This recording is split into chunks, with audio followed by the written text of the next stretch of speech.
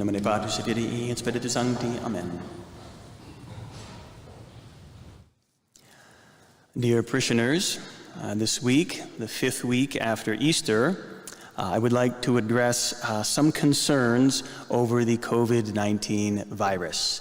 I understand everybody's sick of hearing about it, but it is good to approach this from the spiritual point of view, especially because it is something which has permeated our lives. Even here in this very church, there's many fewer people here who otherwise would want to be here. And it's because of this virus. And there's people on both sides. It's worse than it sounds. It's not nearly as bad as I'm making it to seem. How are we supposed to respond? Right? People have these differing opinions. What are we supposed to make of it? What's the virtuous response in this situation? So I would like to discuss that, both sides, and how there can be mutual respect and charity among us. I've heard some disturbing stories of parishioners who didn't think that their parish was being careful enough, so they called the local health department. That's a rather disturbing thing. We should listen to St. Paul, who says when you have a disagreement with a fellow believer, don't go to the pagans. You go to the church. Go to your priest, go to the bishop. That's the way to handle it. And you know, these things, some of these restrictions we might not be willing to do because the government asks us, but we'll do it because charity asks us. Right? That should be our disposition. I'll do it out of love for people, not because I have to or you tell me to. So first of all, the virus. The virus is dangerous. Right? It is dangerous, it is real, and it's not just a flu and it's not just a hoax. And there was actually a friend of mine in California who pointed out this virus has HIV-like qualities, meaning that it can attack the immune system. So that even if you are resistant now, a year, 2 years, 5 years, who knows? Right? There's a lot of unknowns about this virus. So it is dangerous. And right now, there are the elderly, there's the infirm, there's people with already upper respiratory problems, even in this parish. There's a young person in this parish who, if that person gets the flu, they have to go to the emergency room. So that family is very, very careful. And so it's good out of charity to realize, yes, there are people that need to be very, very cautious. They need to wear masks and everywhere. And then there are also those, and this is where our charity comes into play, those who are already stressed out as it is, right? The germaphobes, the hypochondriacs, the scrupulous, and they're very worried about this virus. There was a woman who was treated, and she was suffering more. This is a report from her doctor. This poor woman was suffering more because of the psychological distress of having the virus than she was suffering from the virus itself. Right? And there are people who have gone to the emergency room because the skin on their hands has been rubbed raw from washing it all the time. They've had to bandage their hands because they're so afraid of the virus. So there are those people who are very, very, we could say, it's a psychological problem, and we need to show charity towards those people. So it's important not to immediately think that somebody is overreacting. For what they perceive, that's the minimum. Right? That's what they need to be doing. So be respectful of that. Now on the other side, we have those who say the virus is a hoax, and I've mentioned it's not a hoax, but there are those who perhaps distrust what we're being said about the dangerousness of this virus, the infectivity and so on. And this is coming from virologists and doctors from every quarter. There's this idea that only a person who works for the government can be an expert, right? There are experts who don't work for the government, and there's disagreement. So it's not unreasonable to be suspicious that there's something not quite right with this virus. Why is there seem to be a push to have this thing more contagious than it really seems? And so that's not to say that that's the truth, but that it's suspicious, and so people would not be wrong to be suspicious, to think, well, I don't think we need to take it that seriously because we're getting all this evidence. So there needs to be charity about that. And it really is a selfish attitude to think everybody else needs to conform to what I think the threat level is. I take it seriously, and therefore you're selfish because you don't take it seriously. On the other side, well, I've done my research and I don't think it's very serious at all, and you're selfish for trying to force me to put on masks and stuff that I don't want to have to wear. You're the one being selfish. This is precisely the environment and the kind of situation that calls for charity and mutual understanding. So it's not good to point fingers at people and say, you're irresponsible, whatever. Responsibility is when a person feels a high threat and doesn't respond. Like, this is the level of the threat, and I respond here because I'm lazy or irresponsible. If a person's threat level is here, that's a proper response. The problem is not a moral problem. They're not bad people. They need to be educated if indeed that's the problem. There needs to be rational discussion, and that's very hard. It's hard to find because it's hard to do. Right? This is an emotional issue for people because it affects their health and the health of their loved ones. Emotions are high. So we have to be aware of that and be aware when talking to people, watch out for my own emotions, they don't get too high, and be charitable to others, perhaps when they get emotional about it. I guess the one question that I would like to see more discussed is, what is the level of response that should be taken, morally speaking, when there's an unknown threat? Do we have to take the highest level, or can we take moderated levels? Right? That is a discussion we're not hearing too much about. And that's a moral issue, right? Moral theology.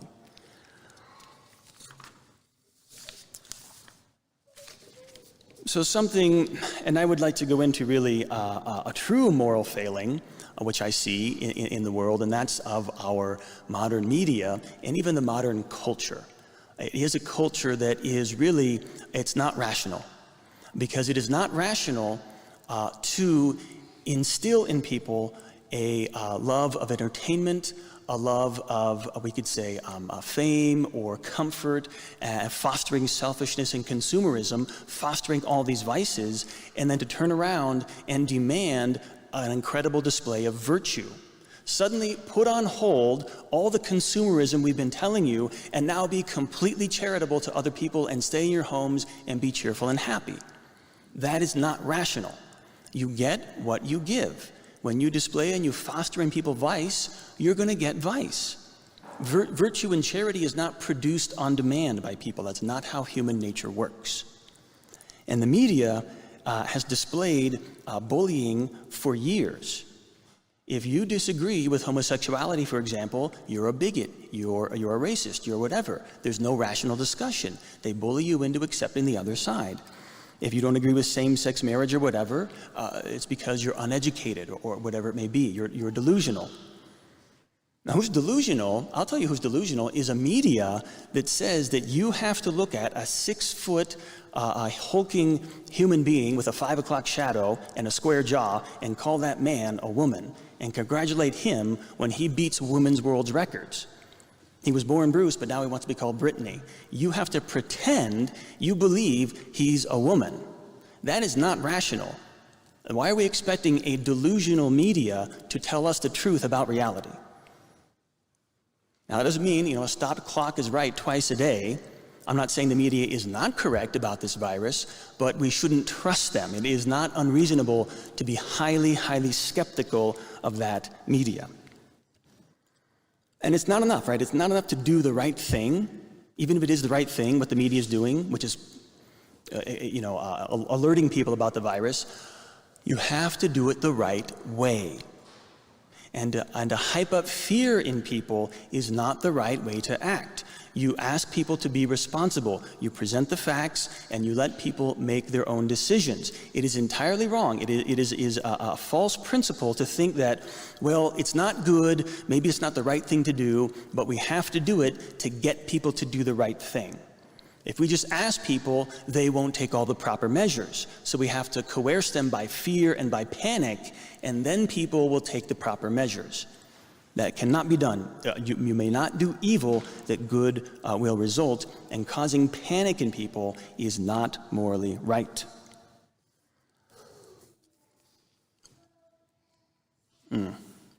True virtue, too, we should remember, comes from God. Right? Not the media and not the government. If the government says this is responsible, you say, look, who gave you the authority to define what responsibility is? Responsibility is a virtue, and what virtues have you shown? If we're responsible or not, it's because we adhere to the virtue of responsibility, not your definition. We don't have to believe everything we're told. We can think for ourselves. We can read the Bible for ourselves.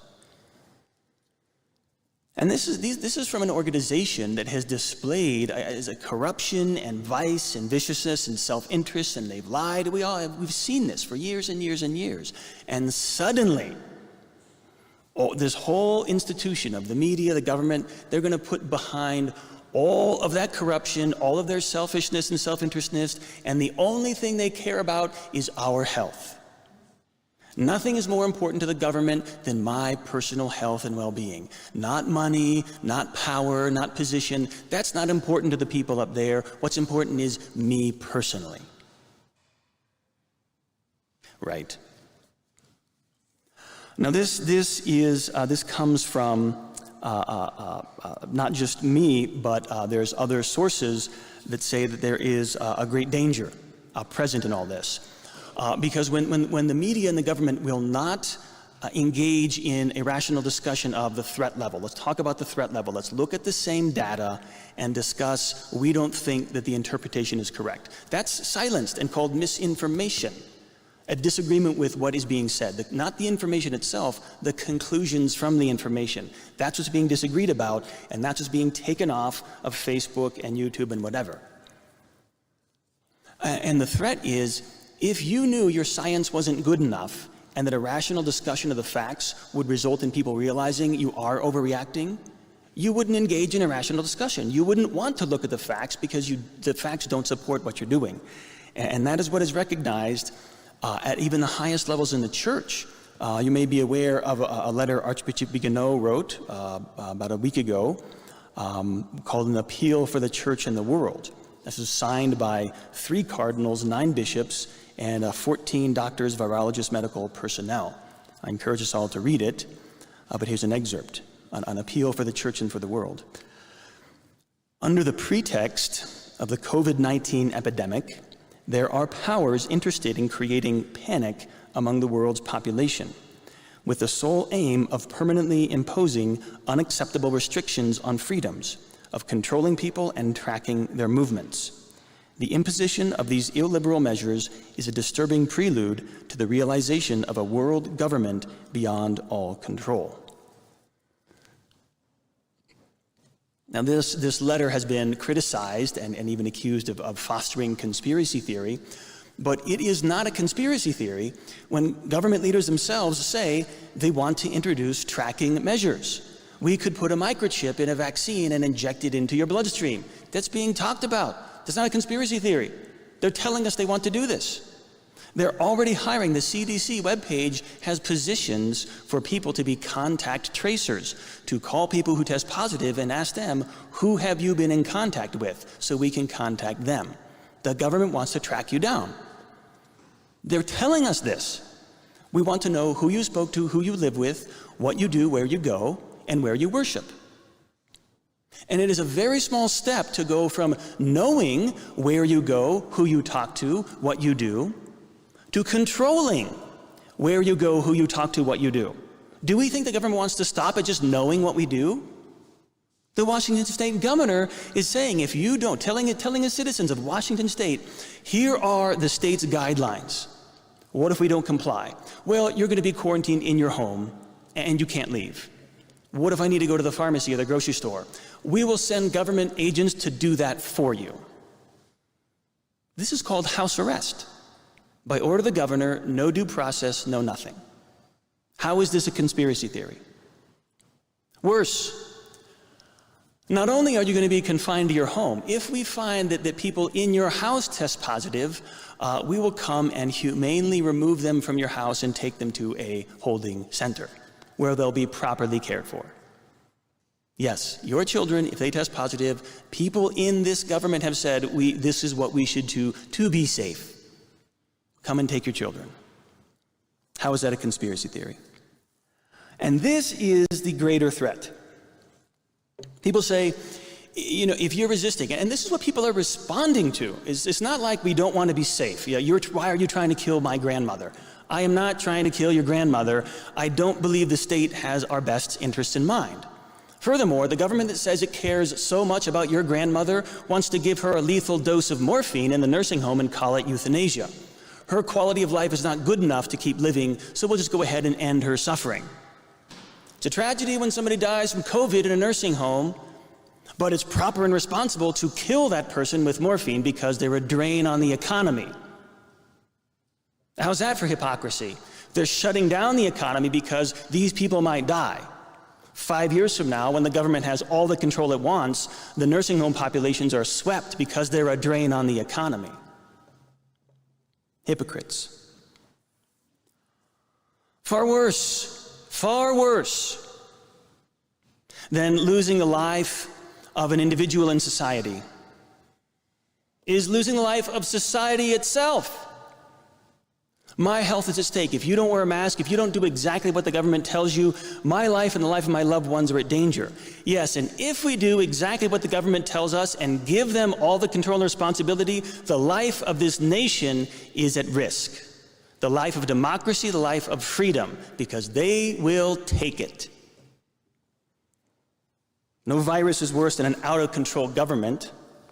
What is the death rate, the mortality rate of COVID? 3%?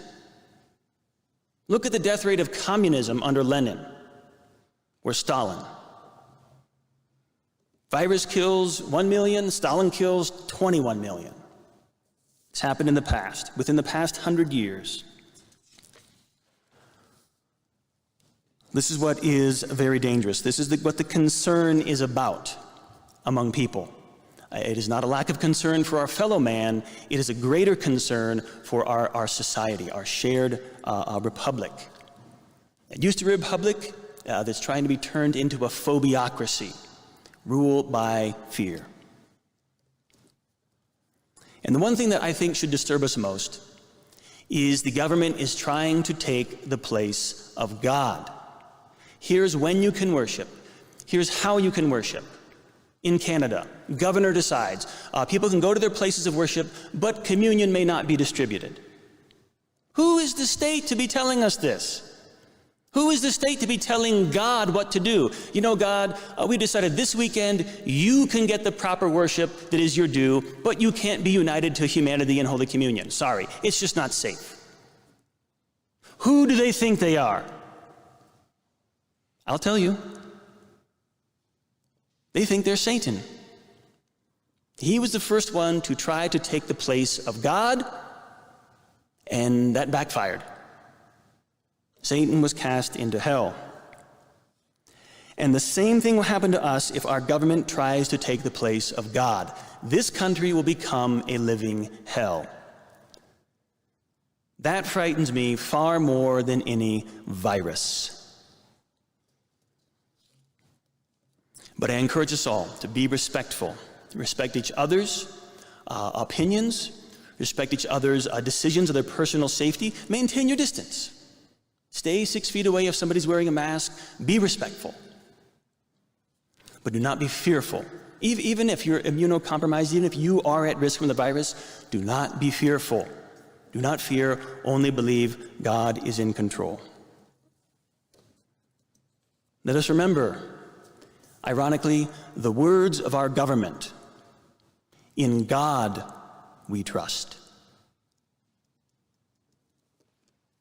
God bless you all. In the name of the Father, and the Son, and the Holy Ghost. Amen.